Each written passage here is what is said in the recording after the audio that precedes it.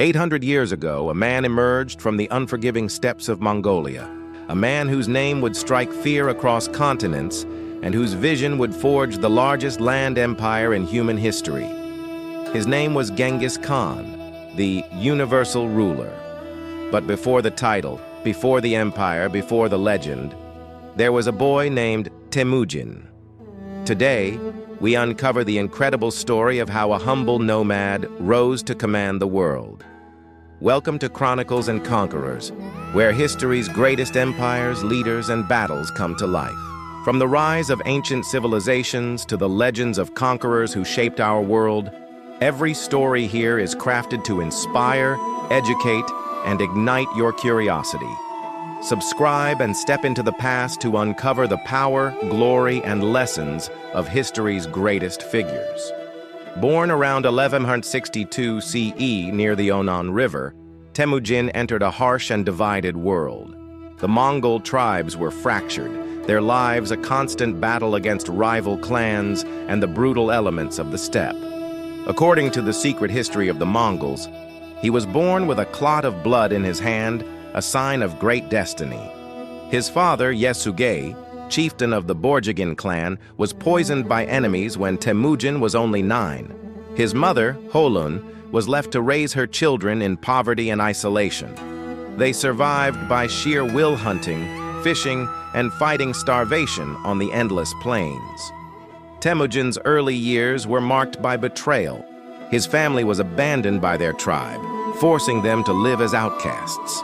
Not long after, he was captured by the Taichi Ud clan, who viewed his family as a threat.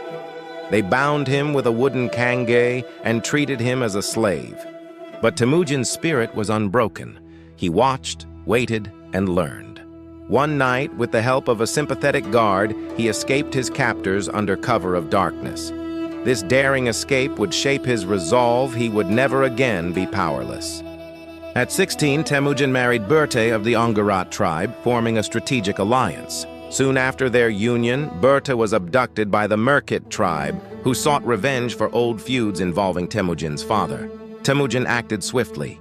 He forged an alliance with Togrul, Khan of the Karait, and his blood brother Jamukha. With their combined forces, he struck the Merkit in a devastating raid. Berta was rescued, and the Merkits were crushed. This event was pivotal. Not only did it cement Temüjin's reputation as a fierce and loyal leader, but it also forged the early foundation of the alliances that would later help him unite the Mongols. Temüjin believed in loyalty through merit, not birth. He elevated warriors based on skill, discipline, and trust. But this new system angered the old tribal elite. Jamukha, his blood brother and early ally, turned against him. In 1187, Jamukha gathered the traditional tribal leaders and crushed Temüjin in an early battle. To terrify other tribes, Jamukha executed 70 of Temüjin's men by boiling them alive. But Temüjin did not give up. He retreated into the wilderness and began to rebuild. Over the years, he slowly gathered loyal followers from smaller tribes, promising protection, unity, and a new way of leadership that rewarded loyalty and talent rather than noble blood.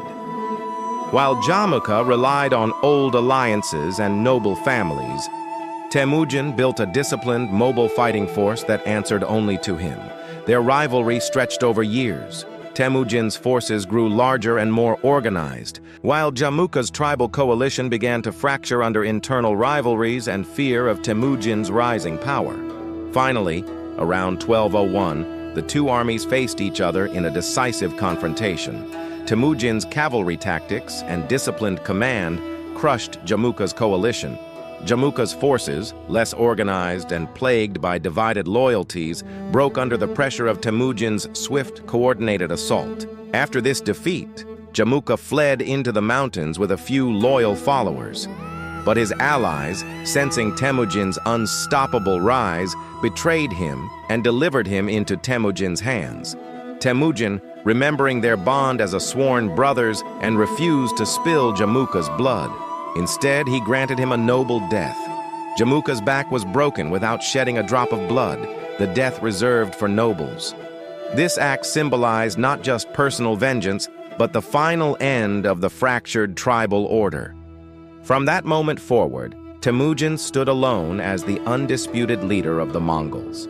Through strategy, charisma, and discipline, Temüjin defeated rival clans the Taichiud, Tatars, Merkit, and Naiman. He reorganized the tribes into a single military structure, erasing old loyalties to clans and replacing them with loyalty to him.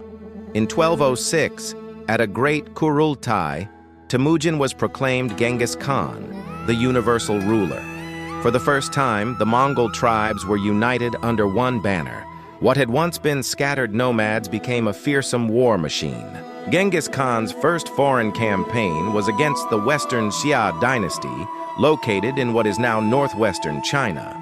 Western Xia, ruled by the Tangut people, was a prosperous and strategically placed kingdom controlling key segments of the Silk Road. Its territory lay between the Mongols and the wealth of the Chinese empires to the south. Conquering it would give Genghis not only access to trade routes, but also a crucial buffer zone for future campaigns against larger empires. In 1209, Genghis led his army across the Gobi Desert. Unlike his earlier tribal wars, this campaign required him to confront fortified cities and organized defenses, something the Mongols had little experience with. Western Xia's cities were surrounded by thick walls, defended by crossbowmen and catapults. But Genghis adapted swiftly. He divided his forces to attack from multiple directions, encircling the Tangut armies and cutting off their supply lines. His cavalry raided the countryside, isolating cities one by one.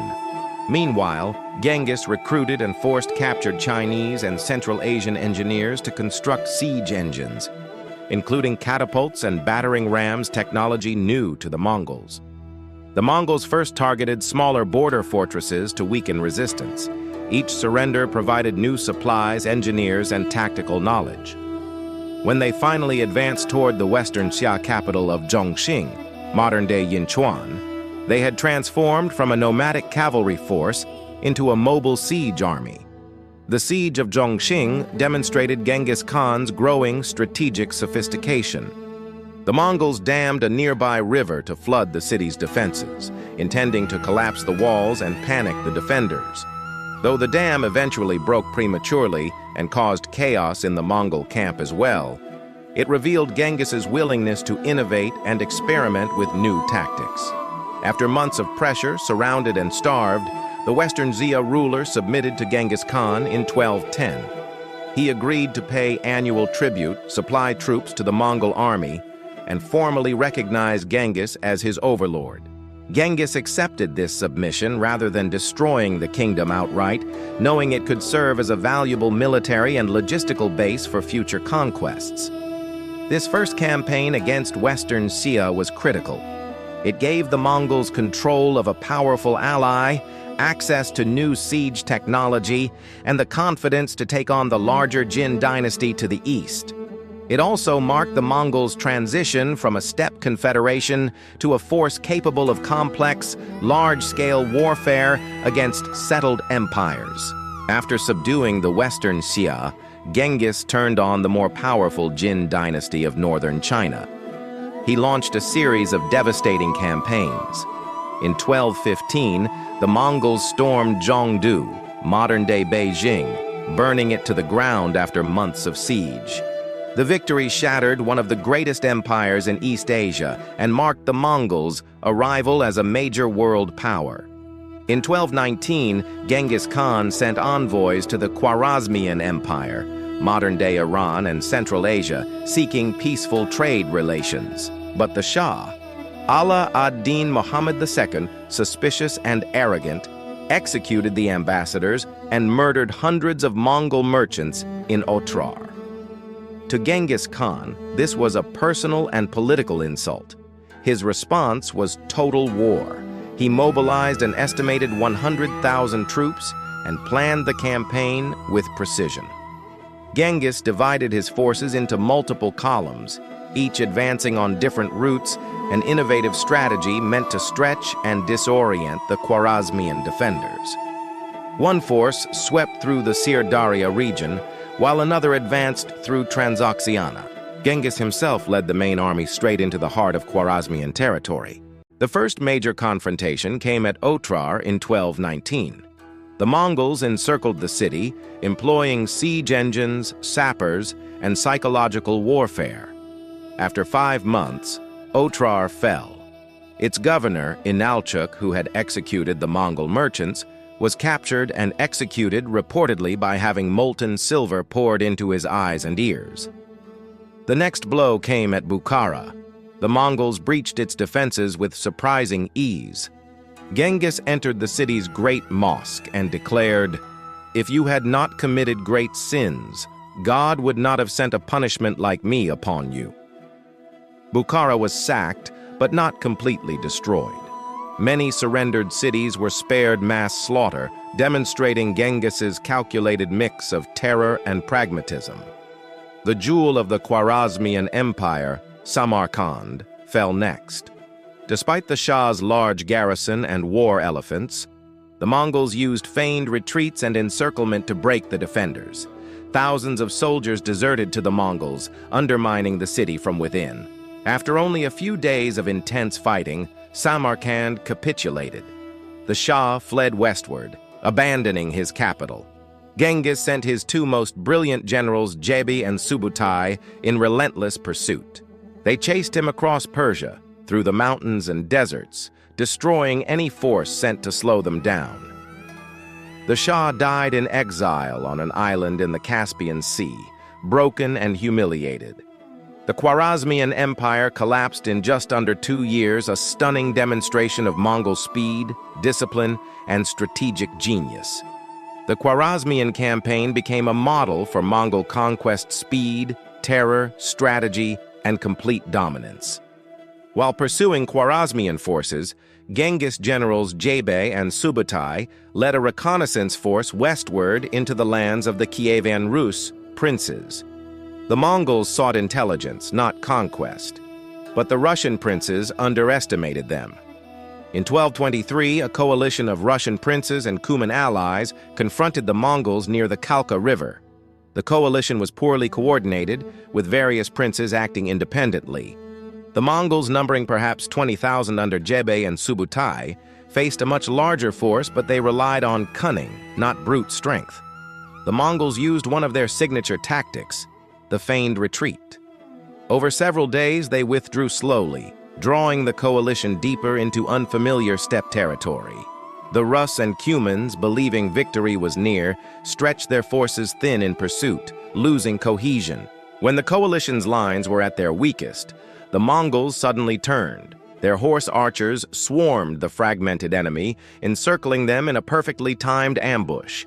The Cumans broke first, and panic spread through the ranks. One by one, the coalition forces were crushed.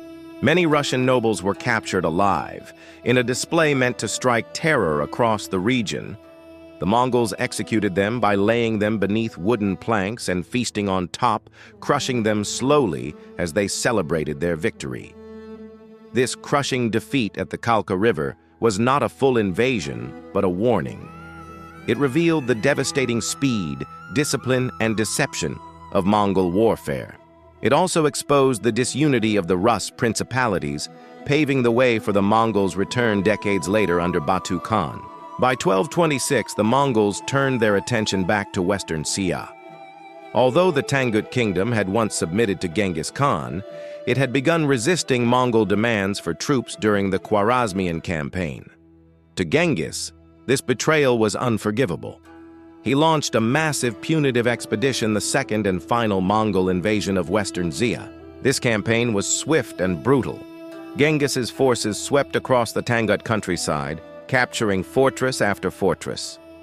Unlike the earlier campaign, this time he showed no interest in negotiation. Cities were sacked, farmland was destroyed, and surrendering garrisons were slaughtered to send a clear message to all who might challenge Mongol authority. The Mongols encircled Zhongxing once more. The Tangut ruler attempted to negotiate a surrender, but Genghis refused to accept half measures.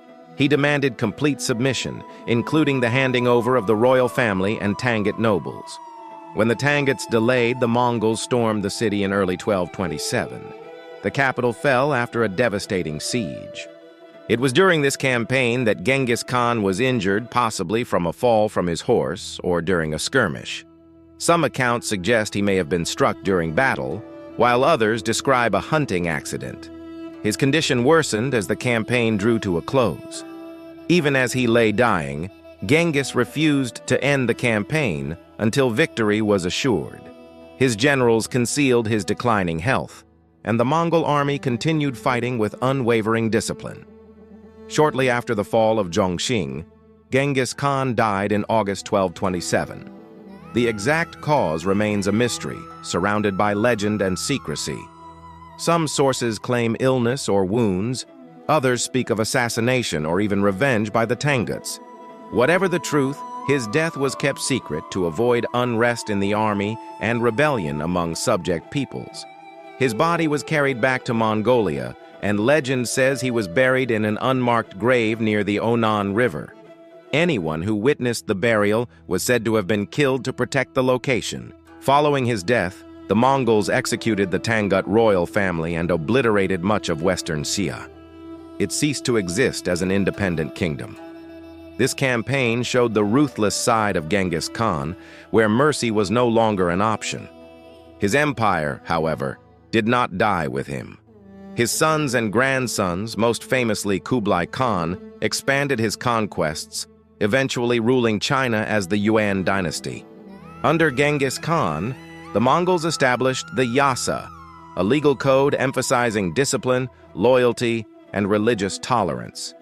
His empire created the Pax Mongolica, a period of unprecedented connectivity across Eurasia.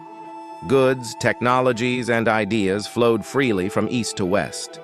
Genghis Khan remains one of history's most complex figures, a destroyer and a unifier, a conqueror and a nation builder. From a hunted boy on the frozen plains to the ruler of the largest land empire in human history, his story is one of iron will, vision, and transformation. He was born Temüjin, but he died as Genghis Khan, the man who bent the world to his will. Thanks for watching. If you enjoyed this story of conquest and legacy, hit that like button and subscribe for more tales of history as greatest rulers here on Chronicles and Conquerors.